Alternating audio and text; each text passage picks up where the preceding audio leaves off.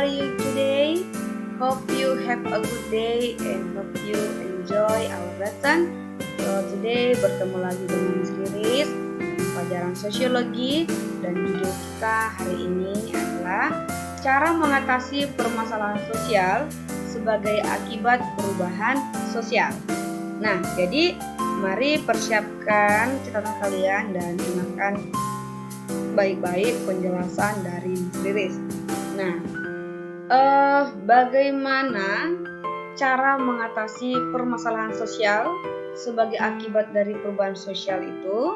Nah, yang pertama kita harus mengetahui dulu masalah apa yang terjadi. Nah, salah satu yang menjadi masalah yaitu akibat dari perubahan sosial yaitu memudarnya jati diri bangsa.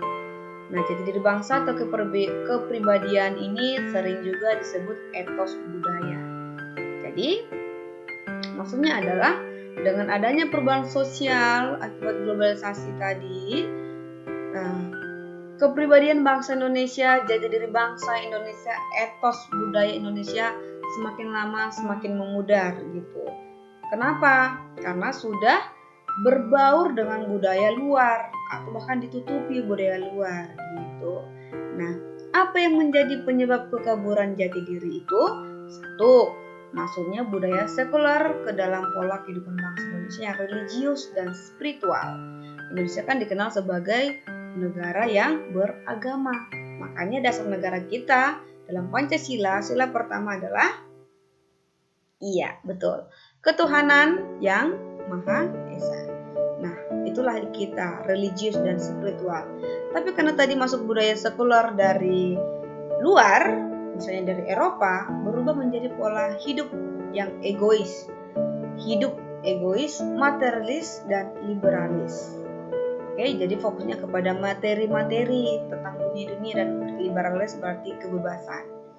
Yang kedua, masuknya ideologi demokratis dan reformis yang berlandaskan penegakan hukum, tetapi nyatanya menimbulkan berbagai benturan kepentingan.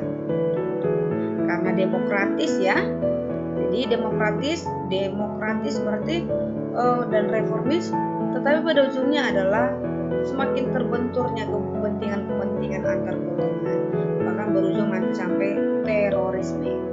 Oke, karena terorisme ini kita ketahui terjadi karena adanya kepentingan tersendiri dari pihak-pihak pendirinya.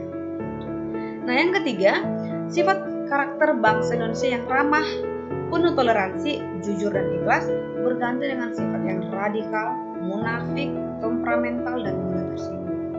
Nah, inilah yang menjadi penyebab kekaburan jati diri kita sebagai bangsa Indonesia. Nah, terus bagaimana caranya mengatasi memudarnya jati diri bangsa tadi akibat perubahan sosial? Yang pertama adalah mari kita mensosialisasikan jati diri bangsa dan budaya nasional. Jadi kita itu harus bangga menjadi bagian dari bangsa Indonesia. Misalnya kamu suku apa, kamu harus bangga menjadi suku kamu. Bukan berarti bangga menjadi cinta yang berlebihan, menjadi fanatik, bukan. Tetapi ya bangga artinya kita jangan sampai meninggalkan budaya kita, jangan sampai meninggalkan jati diri bangsa. Dan mensosialisasikan ini boleh juga tidak hanya di bidang pendidikan, di lembaga pendidikan, tapi juga di lembaga seperti keagamaan, lembaga yang lain-lainnya. Ini juga perlu disosialisasikan. Jati diri bangsa Indonesia adalah Pancasila. Oke? Nah, yang kedua, memiliki loyalitas terhadap NKRI.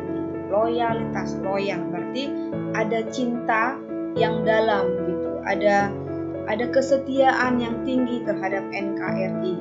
Artinya kalau bukan kita yang mencintai tanah air kita, siapa lagi? Berarti kita harus mengutamakan Indonesia dulu, baru kepentingan pribadi. Oke? Jadi jangan pernah mempertaruhkan cintamu terhadap bangsa karena sesuatu hal gitu. Mana tahu bisa jadi ada negara lain berusaha untuk memasuki bangsa kita, dan karena kita diiming-imingi misal sesuatu, ya jangan mau ya. Kita harus loyal sama negara kita. Yang ketiga, memiliki komitmen tinggi untuk pelestarian unsur dan nilai sosial budaya.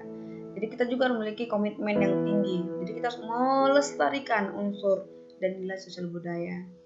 Nah, jadi Jangan sampai kita ke barat-baratan tapi budaya kita tinggalkan. Itu tidak bagus ya. Jadi harus cinta Indonesia, cinta budaya Indonesia, dan cinta produk-produk Indonesia. Supaya apa, Miss?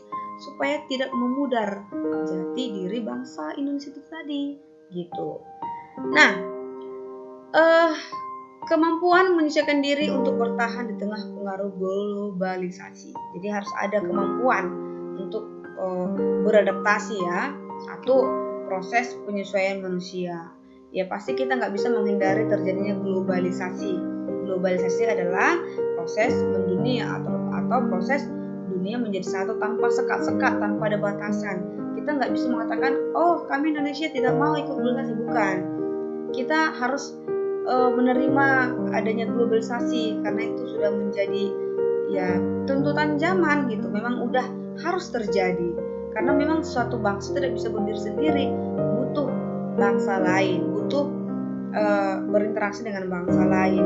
Jadi tetapi dikatakan kita harus punya kemampuan untuk menyesuaikan diri.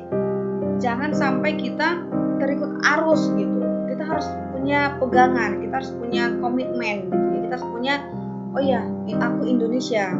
Indonesia itu dasar negaranya adalah Pancasila. Jadi tetaplah kita berlandaskan Pancasila.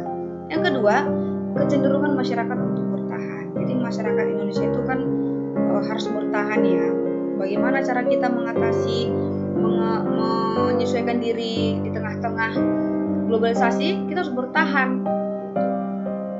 Manusia hidup untuk bertahan. Jadi ada beberapa pertahanan yang harus kita kerjakan, yang harus kita lakukan. Supaya apa?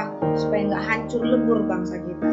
Kita harus bertahan, mempertahankan negara kita, mempertahankan kemerdekaan kita.